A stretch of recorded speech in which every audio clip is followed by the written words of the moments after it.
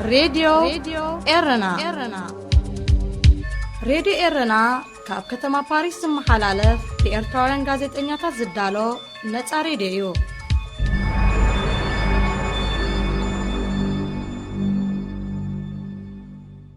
عزوز سلامتنا تقبلوا أبستفلالي كورنعات علم كوينكم نمدبات راديو إيرنا اتكتاتلو زخبركم سمعتنا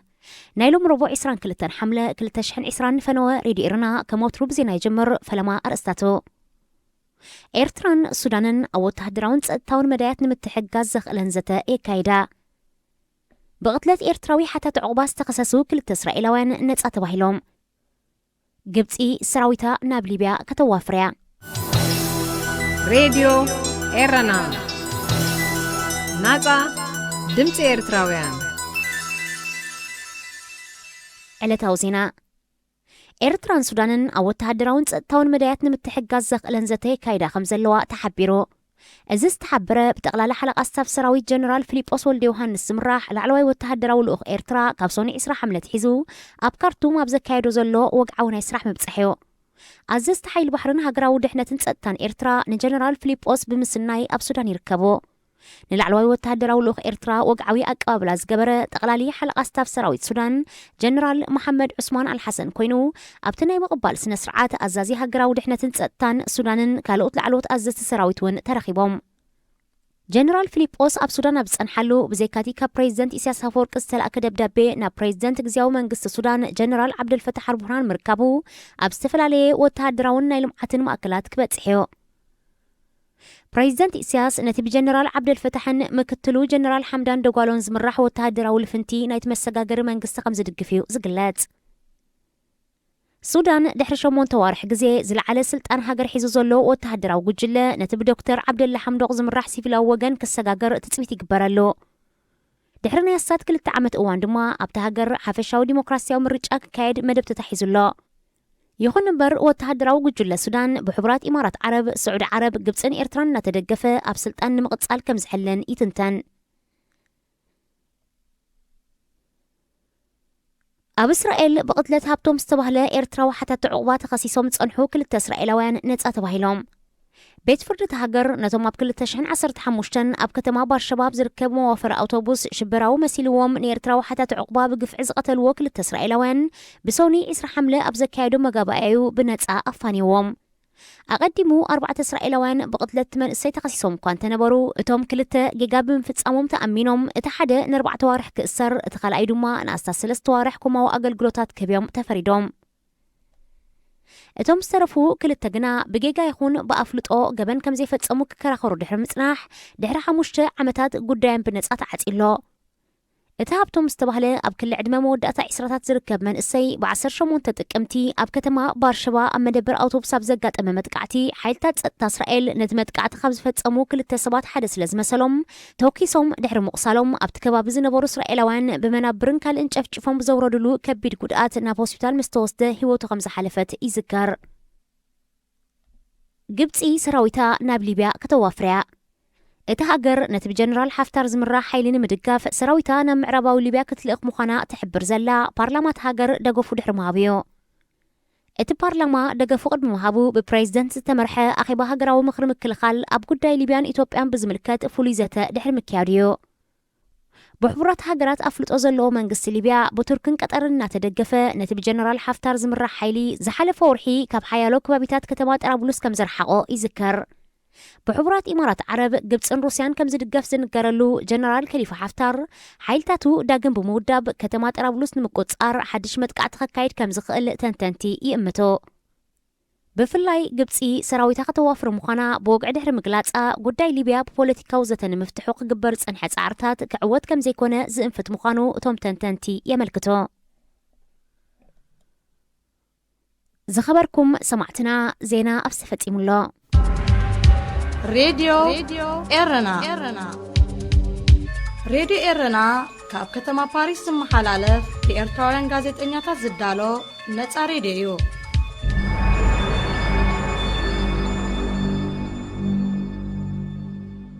داقماي سلامتنا تقبلوا كبرات سمعتنا كاب زغطيلو بعوت أرقاي زدالو أفريقيا أبسومنزي كأربالكمي سنة مكتال راديو إيرنا ናጻ ድምፂ ኤርትራውያን ሬድዮ ኤረና ናጻ ድምፂ ኤርትራውያን ሕብረት ኤውሮጳ ዝተኸፍለ ይከፈል ዝሞተ ይሞት ካብ ኣፍሪቃ ስደተኛታት ከይመፁ ዝዓግት ፖሊሲ እዚ ሒዝናዮ ዘለና ወቕቲ ብተዛማዲ ዝሞቐን ብዙሕ ንፋስ ዘይነፍሰሉን ማዕበል ባሕሪ ዝሃድኣሉን ወቕቲ እዩ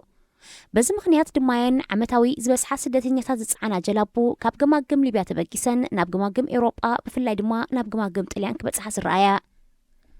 ኩናትን ዝተፈላለዩ ግጭታትን ውልቀ መለኽቲ ብዝኸተልዎ ዘይበቆም ምሕደራ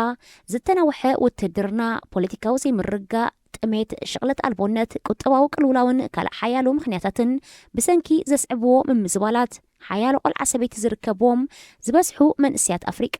ውሑስ ቦታ ንምንዳይን መነባብሮኦም ንምምሕያሽን ዓመታዊ ብመንገዲ ሊብያ ናብ ኤውሮጳ ክፈልሱ ይረኣዩ ዝበዝሑ ኣፍሪቃውያን ናብ ኤውሮጳ ንምስጋር ቀንዲ ዝጥቀሙላ ሃገር ሊብያ ኮይና ብውሕድ ዓቐን ድማ ካብ ሞሮኮ ቱኒዝያን ግብፅን ይሰግሩ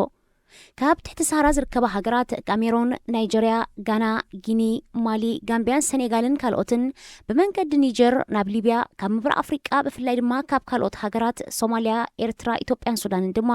ብመንገዲ ሱዳን ናብ ሊብያ ይኣትዉ ካብ ኣፍሪቃ ማእከላይ ባሕሪ ሰጊሮም ናብ ኤውሮጳ ናይ ዝኣትዉ ሰባት ቁፅሪ ብፍላይ ካብ 2010 ካብ ዓመት ናብ ዓመት ብዝተዓፃፀፈ ቁፅሪ እናወሰኸ ክመፅእ ፀኒሑ ካብ ትሕቲ ሰሃራ ኣፍሪቃ ናብ ኤውሮጳ ዝኣተዉ ቁፅሪ ስደተኛታት ኣብ 2010 58,000 ነበረ ኣብ 2014 ናብ 139,000 ኣብ 2017 ድማ ናብ 168,000 ክቢሎ ብሓፈሻ ድማ ኣብ ውሽጢ ዝሓለፈ 10 ዓመት ኣስታት 1 ሚልዮን ስደተኛታት ትሕቲ ሰሃራ ሃገራት ኣፍሪቃ ናብ ኤውሮጳ ከም ዝኣተዉ ፀብጻብ ማእከል ምርምር ስታቲስቲክስ ኤውሮጳ ኤሮስታት ይሕብር እዚ ቁፅሪ ነቶም ካብ ሃገራት መግረብ ሰሜን ኣፍሪቃ ዝመፁ ኣየጠቓልልን እዩ ቁፅሪ ናይቶም ናብ ኤውሮጳ ዝኣትዉ ዝነበሩ ዋሕዚ ስደተኛታት ብናህሪ ክውስኽ ድሕሪ ምጽናሕ ኣብዘን ዝሓለፋ 2 ዓመታት ግን ብኣስታት 900 ጎዲሉሎ ቁፅሪ ስደተኛታት ዝጎደለሉ ምኽንያት ስደተኛታት ስለ ዝወሓዱ ወይ ቁፅሮም ብሓቂ ስለ ዝጎደለ ዘይኮነ ሕብረት ኤውሮጳ ዝተኸፍለ ይከፈል ዝሞተ ይሙት ዝዓይነቱ ፖሊስታት ብምትእታው ከዓክቶም ይፍትን ብምህላው እዩ ከም ውፅኢቱ ፖሊሲ ሕብረት ኤውሮጳ ኣብዚ ሕጂ እዋን ናይ ኣብ ባሕሪ ዝሞቱ ቁፅሪ ስደተኛታት ከም ዝጎደለ ይመስል እኳ እንተሃለወ 10,000 ኣፍሪቃውያን ግን ኣብ ሊብያ ብኢሰብኣዊ ኣገባብ ይተሓዙ ኣለዉ ሕብረት ኤውሮጳ ዋሕዚ ስደተኛታት ካብ ኣፍሪቃ ንምግታእ ኣስታት 4.5 ቢልዮን ዩሮ ማለት 5 ቢልዮን ዶላር ብምስላዕ ዝተፈላለዩ ሜላታት እዩ ዝጥቀም ዘሎ ገለ ካብኡ ኣብ ሊብያ ስደተኛታት ብጀላቡ ናብ ባሕሪ ከይኣትዉ ምኽልካል ናብ ባሕሪ ዝኣተዋ ጀላቡ ተኸሊፈን ንድሕሪት ከም ዝምለሳ ምግባር ናብ ሊብያ ቅድሚ ምብፅሖም ኣብ ዘለዋ ቀንዲ መራኸቢ ሃገራት ማዓስከራት ብምስራት ዋሕዚ ምዕጋት ስደተኛታት ካብ ሃገራቶም ከይወፁ ንሃገራቶም ሓገዝ ብምሃብ ምዕጋት ናብ ኤውሮጳ ንዝኣተዉ መስርሕ ምሕታት ዕቑባ ከም ዝኸብድ ጌርካ መንበሪ ወረቐት ከም ዘይረኽቡ ምግባር መንበሪ ወረቐት ዘይረኸቡ ናብ ዓዶም ክባረሩ ምግዳድ ሕራይ ንዝበሉ ድማ ኣእሚንካ ገንዘባዊ ሓገዝ ጌርካ ናብ ሃገሮም ከም ዝምለሱ ምግባር ይርከብዎም ሕብረት ኤውሮጳ ካብ 2017 ንድሓር ጥራይ ኣብ ሊብያ ዝርከቡ ስደተኛታት ብጀላቡ ናብ ባሕሪ ከይኣትዉ እንትኣትዮም ድማ ካብ ሞንጎ ንምኽላፍ ኣስታት ፍርቂ ቢልዮን ዩሮ ሰሊዑ ብመንገዲ ወከልቲ ውድብ ሕቡራት ሃገራት ናብ መንግስቲ ሊብያ ልኢኹ ዓቕሙ ድሩስ ዝኾነ መንግስቲ ሊብያ ዋሕዚ ስደተኛታትን ሰምሰርትን ኣስገርትን ክቆፃፀር ስለ ዘይክእል እቲ ስራሕ ብዝተፈላለዩ ዕጡቃትን ሚሊሻን ከም ዘካይዶ ተገይሩ ከም ውፅኢቱ ሓገዝ ዝተገብረሎም ዝተፈላለዩ ዕጡቃት ሚሊሻ ሊብያ ስደተኛታት ከኣስሮን ናብ መዕቆቢ ማእከላት ክእክቦምን ከለዉ ሓለዋ ባሕሪ እቲ ሃገር ድማ ስደተኛታት ሒዘን ናብ ባሕሪ ክሰግራ ዝፍትና ጀላቡ ኣብ መንገዲ ብምኽላፍ ንድሕሪት ናብ ሊብያ ከም ዝምለሳ ይገብሩን ጀላቡ ኣስገርቲ ይህግሩን ኣለዉ መንግስቲ ጣልያን ብወገኑ ብውልቁ ምስ መንግስቲ ሊብያን ዝተፈላለዩ ዕጡቃትን ስምምዕ ብምግባር ስደተኛታት ክዓግት ይፍትን ኣሎ መንግስቲ ጣልያን ንመንግስቲ ሊብያ ጥራይ ንኣስታት 236 ሚልዮን ዶላር ሓገዝ ክህብ እንከሎ ንሓለዋ ባሕሪ ማሪታይም ተሃገር ድማ ስልጠና ሂቡ ምስ ዝተፈላለዩ ዕጡቃት ምልሻ ድማ ምስጢራዊ ስምምዓት ኣካይዱ በዚ መሰረት መራኸቢ ሓለዋ ባሕሪ ሊብያ ኣብ ዝሓለፈ 2 ዓመታት ጥራይ ኣስታት 40,000 ስደተኛታት ዝፀዓና ጀላቡ ካብ ማእከል ባሕሪ ብምኽላፍ ናብ ሊብያ ክመልስ እንከሎ ዝተፈላለዩ ዕጡቃት ሓይልታት ሚሊሻ ድማ 10,000 ኣብ ኣብያተ ማእሰርቲ ዳጒኖም ኣለዉ ኣፍሪቃውያን ስደተኛታት ኣብ ኣብያተ ማእሰርቲ ሊብያ ብኢሰብኣዊ ኣገባብ ዝተሓዙ ኣብ ርእሲ ምዃኖም ኣደዳ ጥሜትን ዝተፈላለዩ ሕማማትን እውን ይኾኑ ከም ዘለዉ ውድብ ተጠባቂ ሰብኣዊ መሰላት ኣምነስቲ ኢንተርናሽናል የጠንቀቕ ቁጽሪ ኣብ ዝተፈላለያ ቤተ ማእሰርታት ተዳጎኑ ቆልዓ ሰበይቲ ከምኡውን ጥኑሳት ደቂ ኣንስትዮ ዝርከቦም ስደተኛታት 15,000 ከም ዝኾነን መብዛሕትኦም ኣብ ኣዝዩ ሕማቅ ኩነታት ከም ዝርከቡ እቲ ውድብ ብተወሳኺ ይሕብር። እንተኾነ መንግስቲ ጣልያን ነቲ መጠንቀቕታን ኢሰብኣዊ ኣተሓሕዛ እስራትን ዕሸሽ ብምባል እቲ ኣብ መንጎ ሃገሩን ሊብያን ዘሎ ስደተኛታት ናይ ምግታእ ስምምዕ ክሳብ 2023 ክቕጽል ኣሐዲስዎ ኣሎ። ኣቀዲሙ ሓይሊ ባሕሪ ጣልያን ካብ ስደተኛታት ዝፀዓና ጀላቡ ሩድኡና ኣብ ዝኣንፈት ኣለና ኢሉ ንዝመጾ ናይ ህይወት ኣድሕን መልእኽቲ ተቐቢሉ ክሳብ ፍርቂ ባሕሪ ብምኻድ ህይወት ስደተኛታት ከድሕን ይግደድ ነይሩ። እንተኾነ ኣብዚ ሕጂ እዋን ዝኾነ ዓይነት ናይ ኣድሕኑና መልእኽቲ እንተተቐቢሉ እቲ መልእኽቲ ናብ ሓለዋ ባሕሪ ሊብያ እዩ ብቐጥታ ዘመሓላልፎ ዘሎ። ሓለዋ ባሕሪ ሊብያ ድማ ማእዘን ነተን ጀላቡ ካብ ሓይሊ ባሕሪ ጣልያን ብምቕባል ነተን ጀላቡ ናብ ሊብያ ከም ዝምለሳ ይገብር ኣሎ። ብዘይካ ሓይሊ ባሕሪ ጣልያንን ማልታን ካብ ካልኦት ሃገራት ኤውሮጳ ዝመጻ ናይ ኣብ ባሕሪ ዝኣትዉ ስደተኛታት ደሊኻ ድሕን ኣገልግሎት ዝገብራ ዘይመንግስታውያን ማሕበራት በራኸቡን ኣብ ማእከል ባሕሪ ብምኻድ ስደተኛታት የድሕና ነይረን እየን። እንተኾነ መንግስቲ ጣልያንን ማልታን ከምኡውን ካልኦት ሃገራት ኤውሮጳ ስደተኛታት ዝፀዓና መራኽብ ኣብ ወደባተን ከይጽግዓ ካብ ዝኽልክልአን ካልኣይ ዓመተን ሒዘን ኣለዋ። እተን ዝርከበን ኦሽያን ቫይኪንግን ሲዋችን ዝበሃላ ዝነበራ ናይ ደሊኻ ድሕን መራኽብ ሕግታት ጣልያንን ካልኦት ሃገራት ኤውሮጳን ብምጥሓስ ስርሐን ይቕጽላ እኳ እንተነበራ ንሰን እውን ድሕሪ ኮሮና ቫይረስ ስርሐን ደው ከብላ ተገዲደን ብምህላውን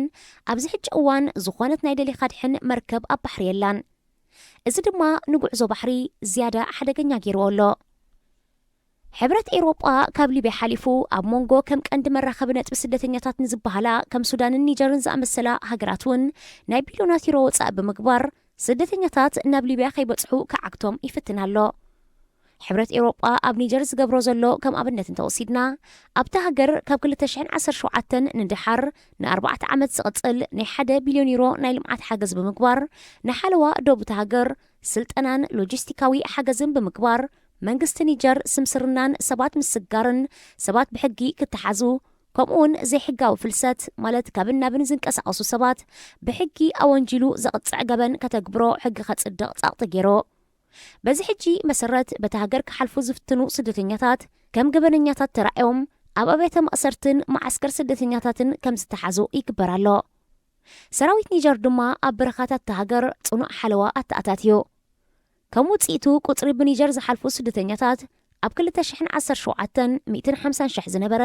ኣብ 2019 ናብ 10,000 ጥራይ ወሪዱ።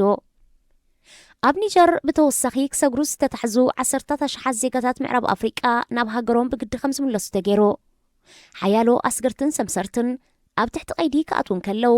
ንመስገሪ ዝጥቀሙለን ዝነበሩ ፒክኣፕ ዝዓይነተን ሓያሎ መካይን ድማ ተሃጊረን። ሕብረት ኤውሮጳ ካብ ኤርትራ፣ ኢትዮጵያ፣ ሶማልን ሱዳንን ንዝመጹ ስደተኛታት ንምዕጋት እውን ኣብ 2018 ምስ መንግስቲ ሱዳን ናይ $200 ሚልዮን ናይ ሓገዝ ስምምዕ ከቲሙ ነይሩ። እንተኾነ ኣብታ ሃገር ድሕሪ ዘጋጠመ ዘይምርጋእ እቲ ስምምዕ ሙሉእ ብምሉእ ከይተተግበረ ተቋሪጹሎ።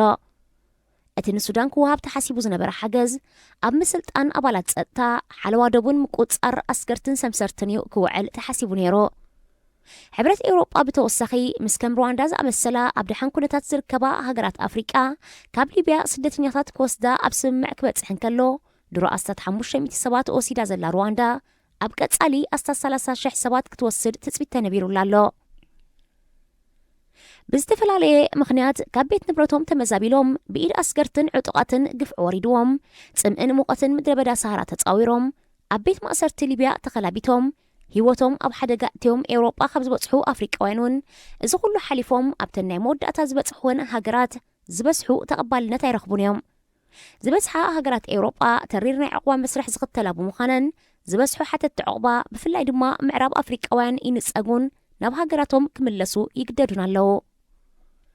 ካብ 2014 እንድሓር ማእከላይ ባሕሪ ሰጊሮም ናብ ኤውሮጳ ክሰግሩ ኣብ ዝፈተንሉ ጥሒሎም ናይ ዝሞቱ ሰባት ቁጽሪ 20,000 በፂሑሎ። እዚ ቁጽሪ እዚ ካብ ጥሒለን ተባሂለን ዝተሓበራ ጀላቡ ዝተወስደ ብምዃኑ ሙሉእ ስእሊ ኣይሂብን እዩ። ሓያለ ሪፖርት ዘይተገብራ ዝጠሓላ ጀላቡ ኣሰር ዘይብለን ብምጥፍአን ቁጽሪ ኣብ ባሕሪ ጥሒሎም ናይ ዝሞቱ ሰባት ኣዝዩ ዝለዓለ ክኸውን ተኽእሎ ኣሎ። ብሓፈሻ ሓደ ካብ 6 ባሕሪ ክሰግሩ ካብ ዝፍትኑ ስደተኛታት ከም ዝሞት ጸብጻብ ውድብ ሕብራት ሃገራት ይገልጽ። ሕብረት ኤውሮጳ ከምቲ ኣቐዲምና ዝጠቐስናዮ ዋሕዚ ስደተኛታት ንምዕጋት $15 ቢልዮን ወጻእ ብምግባር ዳርጋ ምስ ኩለን ምንጭ ስደተኛታትን መስገሪ መንገዲ ዝኾና ሃገራትን እናሰርሐ ንግዚኡ ዋሕዚ ስደተኛታት ክቕንሶ ኽኢሉሎ እንተኾነ እዚ ዘመዝግቦን ከም ዓወት ዝቆፅሮን ዘሎ ምጉዳል ስደተኛታት ብዋጋ ህይወት ስደተኛታት ኢሰብኣዊ ኣተሓሕዝኦም መካዝ ሰብኣዊ መሰሎምን ከም ዝኾነ ውድብ ተጠባቂ ሰብኣዊ መሰላት ኣምነስት ይኸስስ ሬድዮ ኤረና ናጻ ድምፂ ኤርትራውያን ሬድዮ ኤረና ናጻ ድምፂ ኤርትራውያን ዕለቕልቕ ማይን ወራራን በጣን ምብራቕ ኣፍሪቃን ባርዕ ጫካ ኣውስትራልያን ምትሓዝ ኣለዎ ኣብ ወርሒ ጉንበት 2018 ኣብ ሓውሲ ደሴት ዓረብ ኣብ መንጎ ስዑድ ዓረብ የመንን ዑማንን ዝርከብ ሩባ ኣልቃሊ ኣብ ዝተባህለ ምድረ በዳ ህወውላ ዝተሓወሶ ኣባ ኸብራ ዘኸተሎ ብርቱዕ ዝናብ ሃሪሞ ሕፃት ምድረ በዳ ኣብ ውሽጢ 20 ዓመት ንመጀመርታ ግዜ ማይ ዓቂሮ ቀፂሉ ቅድሚ ሕጂ ተራእዩ ብዘይፈልጥ መንገዲ ኣብቲ ባህሪኡ ድሩቕ ከባቢ ህወውላ ዝተሓወሶ ዝናብ ደጋጊሙ ብምህራሙ ዕለቕለቕ ማይ ክፈጥር ክኢሉ ካብ ንቡር ንላዕሊ ማይ ዝረኸበ ሓውሲ ደሴት ዓረብ ብዝተፈጥረ ጠሊ ቆፅለ መፅሊ ክብቆል ክኢሉ እዚ ጠልን ቆፅለ መፅልን ድማ ነቶም ብባህሪኦም ደቀባት ሰሜናዊ ምዕራብ ኣፍሪቃን ሓውሲ ደሴት ዓረብን ዝኾኑ ኣንበጣ ምቹእ ኩነታት ክፈጥረሎም ብምኽኣሉ ክባዝሑን ናብ ሚልዮናት ክፋረዩን ሓጊዞ ኣይፀንሐን ኣብ መወዳእታ 2019 ቁፅሪ ኣንበጣ ናብ ቢልዮናት ብምፍራይ ብጉጅለ ዝጓዓዝ ኣብ 1 ኪሎ ሜትር ክሳብ 80 ሚልዮን ኣንበጣ ክእከቡ ዝኽእሉ በብዕስለ ካብ ዶብ ፓኪስታንን ህንድን ክሳብ ኤርትራ ኢትዮጵያ ሱዳን ኬንያን ሶማልን ከምኡውን ክሳብ ዶብ ኡጋንዳ ተዘርጊሑ ዝወረረ ኣንበጣ ኣብ ምብራቕ ኣፍሪቃ ጥራይ 35 ሚእታዊ ዘራእቲ ደምሲሱ 20 ሚልዮን ሰባት ኣብ ሓደጋ ጥሜት ከም ዘውደቐ ካብ ማዕከናት ዜና ዓለም ተገሊጹ ኣብ ተመሳሳሊ እዋን ማዕከናት ዜና ዓለም ኣብ ኣውስትራልያ ክብረ ወሰን ሰበረ ሙቐትን ደርቅን ዘኸተሎ ባርዓዊ ካብ ቁፅፅር ወፃእ ከም ዝኾነ ናብ ሓያሎ ክፋልቲ ሃገር ብናህሪ ይላባዕ ከም ዘሎ ክገልጻ ጀሚረን ኣብ ኣውስትራልያ ወቕታዊ ባርዕ ጫካ ዘጋጥም ባህርያዊ ኣካል ስርዓተ ማሕድሮ ኤኮሲስተም እዩ ዓመታዊ ድማ ሙቐትን በርቅን ዝፈጥሮ ሚልዮናት ሄክታራት ጫካታት ብሓዊ ክቃጸል ንቡር ተፈጥራዊ መስርሕ እዩ እንተኾነ 2019 ኣብ ኣውስትራልያ 45 ዲግሪ ሰንቲግሬድ ሙቐት ዝተመዝገበላ ዝወዓየት ዓመት እያ ነይራ እዚ ክልቲኡ ተሓዋዊሱ ባርዕ ጫካ ክፈጥርን ብቕልጡፍ ክላባዓን ምቹእ ባይታ ፈጢሩ ኣብታ ሃገር ብሰንኪቲ ዳርጋ ሙሉእ ክፋላት ሃገር ዝተንከፈ ባርዕ 33 ሰባት ተቐቲሎም 11 ሚልዮን ሄክታር ጫካ ተቓፂሉ ኣስታት ፍርቂ ቢልዮን እንስሳታት ዘገዳምን እንስሳታት ዘቤትን ጸኒቶም ቀፂሉ ኣብ መጋቢት 2020 ቀርኒ ኣፍሪቃ ኣብ ሃገራት ሶማል ኬንያ ኢትዮጵያ ጅቡቲ ኡጋንዳ ብሩንዲ ሩዋንዳን ታንዛንያን ካብ ዓቐን ዝሓለፈ ዘይንቡር ዝናብ ከም ዘነበ ተገሊጹ ንእግረ መንገድና ኤርትራ ኣብ ዞባያ ትርከብ እንተኾነ ግን ብዛዕባ ዘይንቡር ዝናብ ዝኾነ ዝተዋህበ ጸብጻብ የለን እቲ ዝናብ ኣብ ሓያሎ ንሕርሻ ክቀራርባ ዝጸንሓ ዓድታትን ከተማታትን ዕለቕልቕ ክፈጥር እንከሎ ብሓፈሻ ልዕሊ 430 ሰባት ቀቲሉ 17,000 ሰባት ድማ ካብ ቤት ንብረቶም ኣመዛቢሉ ሓያሎ ኣባይቲ ክዕኑ እንከሎ ቀላይ ቪክቶርያ ካብ ዓቐን ንላዕሊ መሊኡ ነዚ ቀዲሙ ዝተጠቕሰ 3 ኣጋጣሚታት ዘተሓሕዞ ሓደ ነገር እንተሃልዩ ህንዳዊ ውቅያኖስ እዩ ህንዳዊ ውቅያኖስ ካብ ምብራቃዊ ወገን ኣፍሪቃ ክሳብ ምዕራባዊ ወገን ኣውስትራልያ ዝሽፍን ኮይኑ ንኹነታት ክሊማ ክልቲኡ ጫፋትን ነቲ ውቅያኖስ ዘዳውባ ሃገራትን ኣዝዩ ዝጸልዎ ኩነታት ክሊማ ክልቲኡ ጫፋት ኣብ ሙቐት ማያት ህንዳዊ ውቅያኖስ ዝምርኮዝ ሙቐት ማይ ካብ ጫፍ ክሳብ ጫፍ ተመሳሳሊ እንተደኣ ኮይኑ ዝተረጋገአ ንቡር ኩነታት ይህሎ እንተኾነ ካብ ምዕራብ ናብ ምብራቕ ዝነፍስ ንፋስ እንተሃልዩ ብወገን ኣውስትራልያ ዘሎ ክፋል ማይ ዝያዳ ይመውቕ እሞ ዝያዳ ሃፋ ብምፍጣር ኣብ ኣውስትራልያ ካብ ዓቐን ንላዕሊ ዝናብ ከም ዝሃርም ይገብር በንጻሩ ሃገራት ትሑት ዓቐን ዝናብ ይረኽባ ንፋስ ካብ ምብራቕ ናብ ምዕራብ እንተነፊሱ ድማ ብወገን ኣፍሪቃ ንዘሎ ክፋል ውቅያኖስ ዝያዳ የሙቆ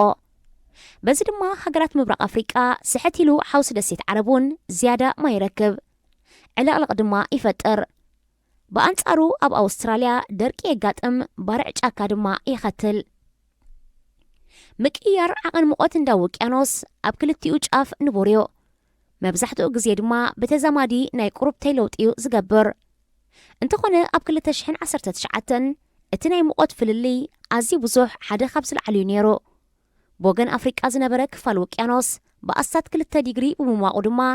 ኣብ ሃገራት ምዕራብ ኣፍሪቃ ካብ ዓቐን ዝሓለፈ ዝናብ ኸቲሉ ኣብ ኣውስትራልያ ድማ ናብ ባርዕ ጫካ ዝኸተለ ደርቂ ተኸሲቱ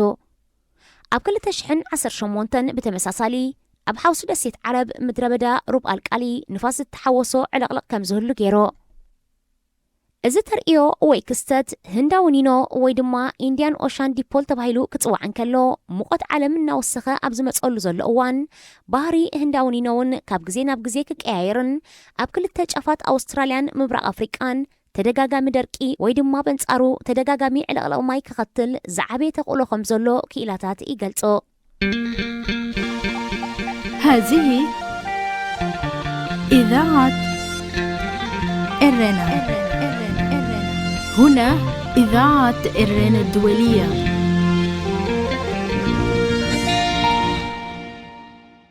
توسخ زينا كورونا فيروس كوفيد-19 ካብ እንስሳ ናብ ሰብ ካብ ሰብ ናብ ሰብ ካብ ሰብ ናብ እንስሳ ይመሓላለፍ እዩ ምስተባህለ ኣብ ልዕሊ ሓያሎ እንስሳታት ዘቤት ከም ድሙን ከልብን ዝውንኑ ሰባት ፍርሒ ሕዲሩ ነይሩ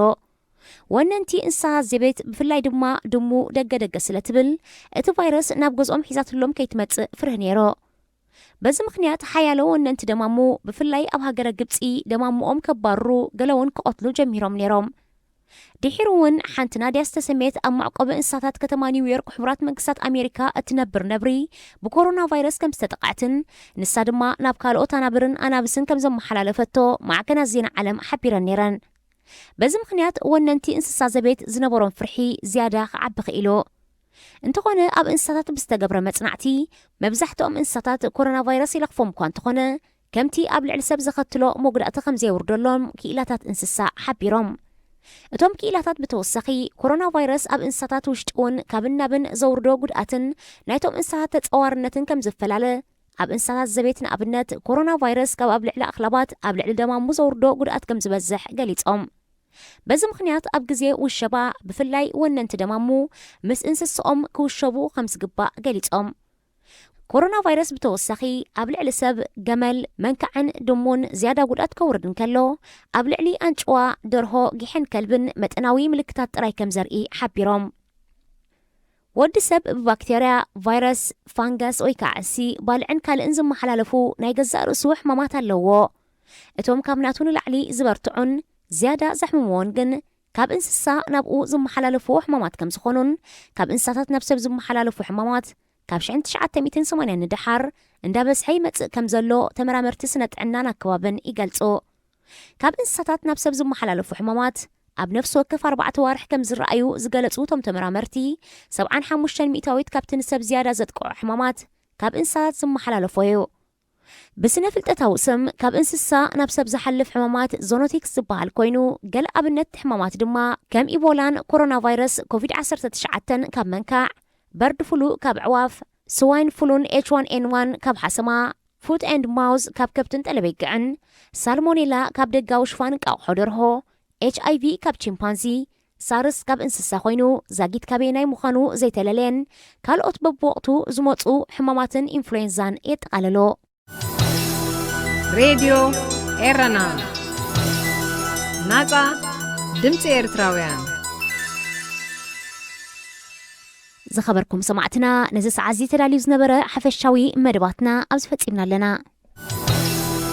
ሬድዮ ኤረና ናጻ ድምፂ ኤርትራውያን